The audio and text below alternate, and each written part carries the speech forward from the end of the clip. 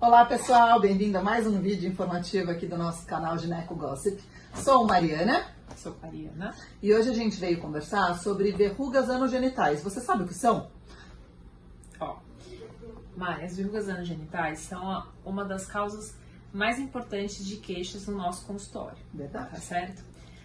As verrugas, elas são causadas pelo vírus do HPV, tá? E esse vírus do HPV, ele se dá de contato das lesões com pele e mucosa, não somente no ato sexual, não somente na relação sexual. Guarda essa informação. É muito importante, tá? Então a gente tem diversos tipos de vírus do HPV. A gente tem os tipos de HPV de baixo risco, que são os que causam as verrugas ou os condilomas, são sinônimos, e o tipo de HPV de alto risco, que são os que podem levar a doenças neoplásicas, a câncer de colo de útero, de vagina, de vulva, de pênis e de orofaringe também, de boca e de orofaringe. As verrugas, elas podem ser de cor igual da pele, ou elas podem ser rosas ou marronzadas.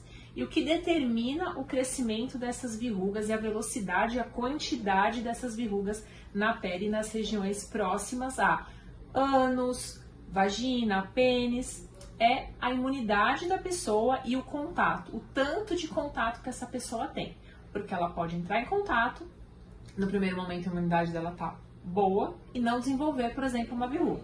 Mas ela pode manter em outra relação, ter o contato dessa área. Um outro subtipo, né? Subtipo, e aí aumenta a virulência, isso pode, a imunidade também não estar muito boa, e aí com isso ela desenvolve as verrugas. A gente tem que pensar que o tratamento das verrugas anogenitais, né? Existe tratamento medicamentoso, existe a possibilidade de cauterização, depende muito justamente de qual é a extensão dessa doença, em que fase que ela foi visualizada, né? Qual é o tamanho da verruga, o que está acontecendo para que permita esse tratamento. Tem muita gente que a gente acaba fazendo o diagnóstico durante a gestação. Chega uma gestante e evidencia alguma verruga que começa a apresentar. Pensando nisso que a Clary falou, a questão da imunidade, é só vocês pensarem que durante a gestação, a gestante ela acaba sendo uma imunossuprimida, a imunidade tende a baixar um pouquinho. Então aquela paciente que já tinha a lesãozinha ali, mínima que fosse, durante essa queda da imunidade dela, tende a manifestar e aumentar muito. Então a gente tem que pensar nisso. Outra coisa que é muito importante do que a Clary falou, do contato pele a pele. Portanto, o preservativo impede a transmissão? Não 100% das vezes, porque o contato pele a pele com a lesão acaba ocasionando. E lembrar que o preservativo, tanto o preservativo interno quanto o preservativo externo, ele protege determinada região. Então tem que estar muito atento a isso. Como é uma das formas mais seguras e mais eficazes de prevenção? É a vacina. Existe a vacina para o HPV. Hoje a gente tem vacina específica para o tipo de baixo risco e de alto risco do HPV, tá? No SUS a gente tem as vacinas para 4 tipos, os 2 tipos mais prevalentes do baixo risco e os 2 tipos mais prevalentes para o alto risco. E na rede particular a gente tem a nonavalente, ou seja, ela tem 9 subtipos do vírus, porque o HPV ele tem inúmeros tipos. Então, nesses 9 tipos, a gente tem mais aqueles 4, né, que são os 2 prevalentes de baixo risco e os mais prevalentes de alto risco, e outros também que a gente encontra em alto grau quando a gente pesquisa HPV nas pacientes. Então, quando a gente fala de vacinação para HPV, a gente tem que levar isso em consideração, sim, que quando a gente pensa em câncer, qual é o câncer que existe vacina, gente? É o câncer de colo de útero, é o câncer causado pelo HPV.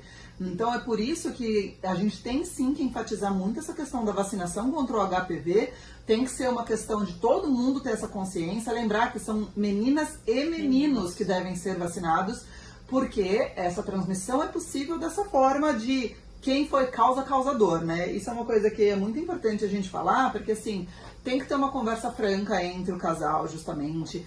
Não pode ser um tabu. A gente tem que lembrar que essa questão de quando foi a exposição, essa exposição foi nessa relação, não foi nessa relação, é diferente se está presente as verrugas, o que está acontecendo. Então, sempre converse com o seu parceiro. Se você é mãe, é pai, familiar de uma criança, tá bom? Leve para a policlínica. Hoje a gente tem a possibilidade de fazer a vacinação até os 19 anos. Isso. Então, primeiro, por que é tão importante meninas e meninos, antes de iniciarem a vida sexual? A gente diminui a exposição, que é um vírus endêmico na nossa população. Sim. Então, antes da exposição sexual, é importante eles já estarem vacinados. Mas, se você, mulher com mais de 19 anos, que gostaria e não pôde ter essa vacinação, por exemplo, a gente pagou para ter a vacinação, porque quando a gente era criança a gente Sim. não tinha essa possibilidade no posto.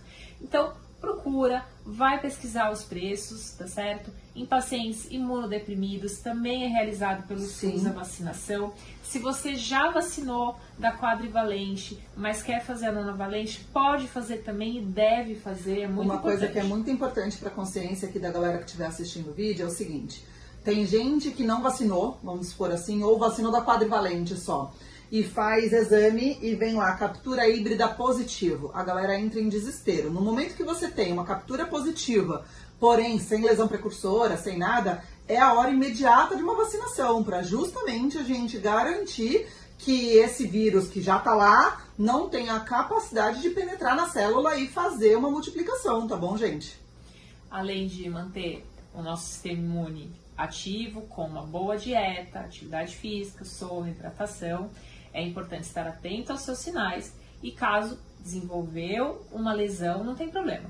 Vai lá, passa no seu ginecologista, você, homem, passa no seu proctologista ou urologista e aí vai ter os tratamentos indicados. Então a gente tem os tratamentos das verrugas que destroem essa verruga, então pode ser a aplicação de ácido que o médico vai fazer lá no consultório, ou às vezes cauterizações, tá bom? Medicações tópicas, cremes, gels ou loções, que elas também vão atuar destruindo essa verruga ou também fortalecendo o sistema imune. E essas medicações, elas são importantes porque elas diminuem a taxa de recorrência, que infelizmente é alta, né, de acontecer a taxa de recorrência. Então, se você nunca tinha ouvido falar e tem alguém aí também que acha que também nunca ouviu falar ou tem dúvida, ou se você já teve, ou se você gostaria de ter essa conversa com seu parceiro, mas não sabe como começar o assunto, manda o vídeo para essa pessoa. Curte aqui, se inscreve no canal e muito obrigada por nos ajudar a fazer o nosso canal crescer.